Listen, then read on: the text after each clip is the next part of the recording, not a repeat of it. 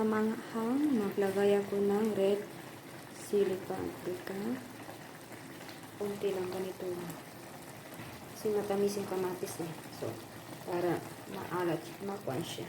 Sisipa naman yung anghang. Try natin lumambot yung mga gulay natin. So, pwede na yan. Iban natin kung anong lasa.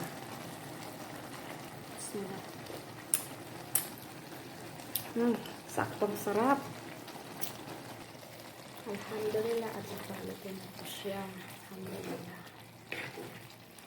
Kain po tayo.